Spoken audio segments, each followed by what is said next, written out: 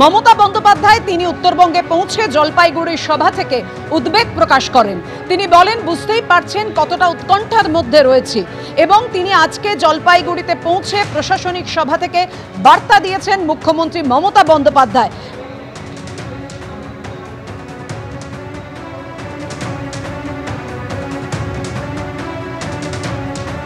নেপালের সমস্যা শুনে চলে এসেছি, সারা রাত উত্তরকন্যায় বসে পাহারা দিয়েছি। আশা করি নেপালে শান্তি ফিরে আসবে, টুরিস্টদের ফিরিয়ে আনা সম্ভব হবে। জলপাইগুড়ি সভা থেকে বার্তা দিয়েছেন মুখ্যমন্ত্রী মমতা বন্দ্যোপাধ্যায়।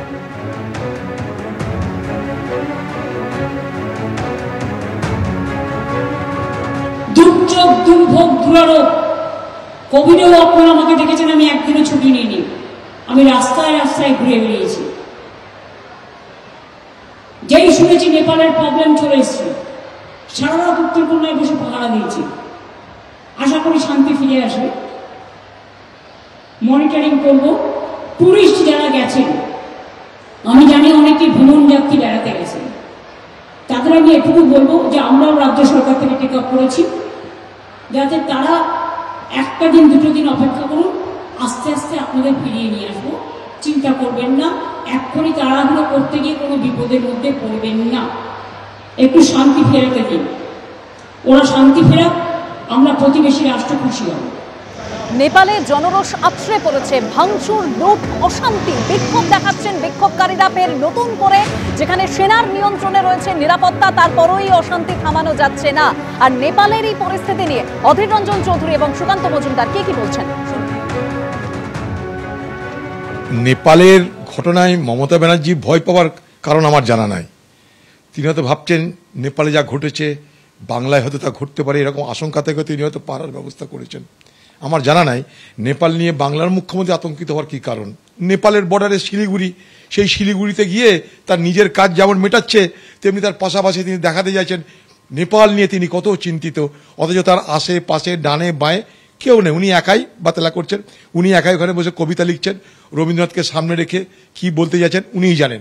নেপালে ওটা আভ্যন্তরীণ বিষয়, সেই আভ্যন্তরীণ বিষয় হঠাৎ বাংলার মুখ্যমন্ত্রীর উদ্বিগ্ন হওয়ার কি কারণ আমার জানা নাই। এটা আরেকটা তার নতুন নাটকের তিনি শুরু করতে চলেছেন, কারণ তিনি জানেন যে এইসব করার মধ্যে দিয়ে এখন সমস্ত বাংলার যে সমস্ত মূল মূল বিষয়গুলো সেগুলোকে যদি কিছুটা ঘোরানো যায়। ভারতবর্ষের আশেপাশের দেশগুলোতে শান্তি প্রতিষ্ঠিত হোক, আমরা এটাই চাই। সব জায়গাতে পিসফুল এনভায়রনমেন্ট হোক। দেখুন, শ্রীলঙ্কা হয়েছে, বাংলাদেশেও ওরকম একটা দেখলাম আমরা, নেপাল হয়েছে, কিন্তু আমি এটুকু আপনাদেরকে আশ্বস্ত করতে পারি ভারতবর্ষে হবে না। ভারতবর্ষে নরেন্দ্র মোদী আছে।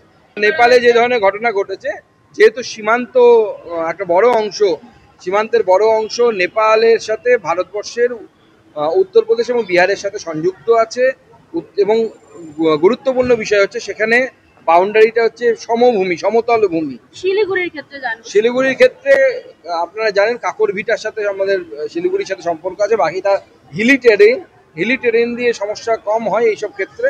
সেজন্য সব জায়গাতেই সরকার সজাগ আছে। রাজ্য সরকারকেও নিশ্চয়ই কেন্দ্র সরকার সমস্ত বিষয়ে সজাগ থাকতে পারে।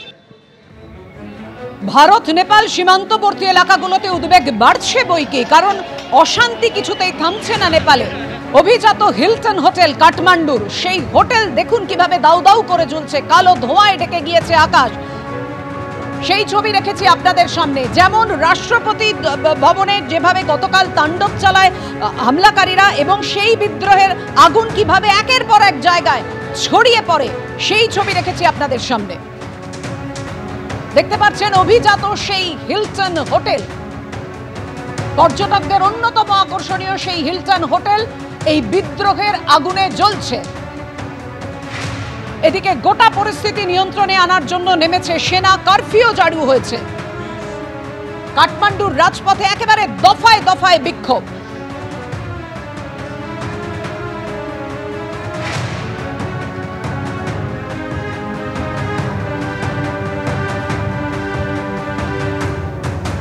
আজ বিকেল 5টা পর্যন্ত কারফিউ জারি, রাতে শিথিল জানিয়েছে সেনা। বিভিন্ন শপিং মলে লুটতরাজ চলছে। আপনারা জানেন বিশ্ববিখ্যাত পশুপতিনাথ মন্দিরেও লুটপাট ভাঙচুরের চেষ্টা চালায় বিদ্রোহীরা। মন্দিরের নিরাপত্তার খাতিরে এলাকা ঘিরে পর্যন্ত রেখেছে সেনাবাহিনী। আপাতত পশুপতিনাথ মন্দিরের দরজা বন্ধ করে রাখা হয়েছে দর্শনার্থীদের জন্য, নিরাপত্তার স্বার্থে, সুরক্ষার স্বার্থে।